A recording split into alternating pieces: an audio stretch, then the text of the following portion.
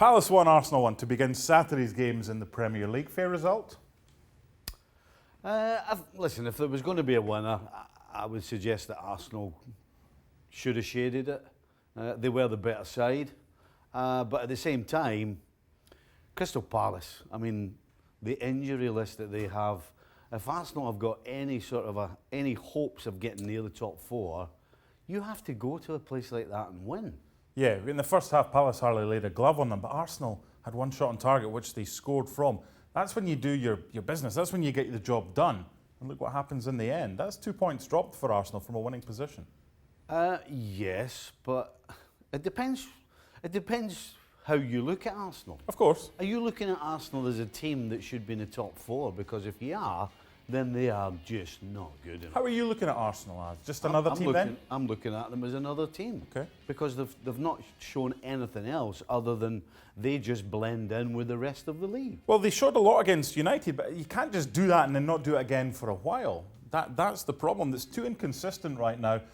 Can Arteta get the job done in the long term? Have you seen enough so far that's given you that thought? At times they knock the ball around. The goal they scored today was a great goal. Super goal.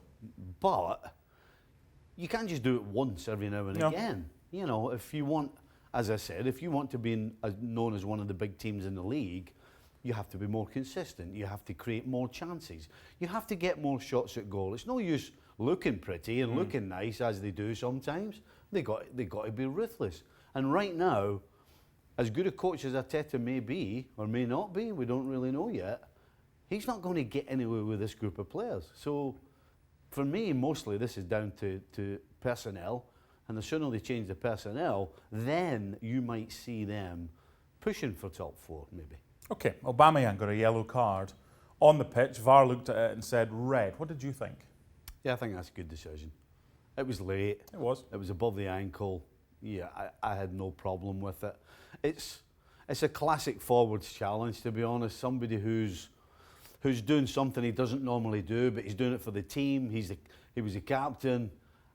He just got a little carried away, and it was far too late. There's no question it was a red card. Well, far too late, the tackle, but it took far too long to come up with that should be a red, didn't it? I mean, that was over 2 minutes. But that's VAR. That's the thing. The monitor is there. It still hasn't been used in the Premier League. Well, that's an obvious situation because they're saying that's not a reason why it takes too long. What? Well, them not looking at the monitor, that's not the reason that it takes too long. The reason is the guy on VAR who's actually sitting there, as soon as the whistle goes, he should be straight on it, he should see it, and if they're not going to use the monitor, then it should be quicker. Correct. The fact that we're saying the referee should go to the monitor might make it a longer process. So the fact that they're not looking at the monitor, there's no reason why this should take so long. The PGMOL's come under fire for all their protocols with this. This is an opportunity for a referee to look at something. And you're right, they're saying the PGMOL are saying, well, it's going to take too long if the referee goes over. That could easily be tied up a lot quicker than it was. What can be done about this? Is it simply a case of take it to the monitor, or what can we do next season? Because this isn't working, it's too long. I would agree it's too long. I would suggest that it's about experience. It's about getting used to it. And then at the end of the day, it's about making a quicker decision, because that's actually the problem. The problem is not the technology. It's actually the guy sitting behind it who right now has to make a decision and can't make a decision. That's the problem. Well, the referee in the game's elsewhere. Which, by the way, how incredible is that, right? You've got a referee, a fully qualified referee, who on the field of play, right there and then, has to make a decision. And he makes a decision. But when he gets behind a VAR and a monitor, it takes him all day. He can't make his mind up. That's nonsense. Because this is the issue. We'll just end with this one. This is the issue here, in that the referee is deemed by VAR to have made a clear and obvious error. Oh, don't start that.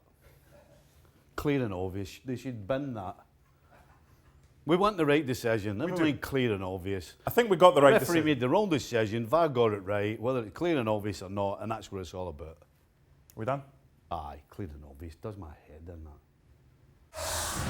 Well, thank you very much for watching ESPN on YouTube. For more sports highlights and analysis, be sure to download the ESPN app. And for live streaming, premium content, and let's not forget as well, ESPN FC 7 days a week. Subscribe to ESPN Plus.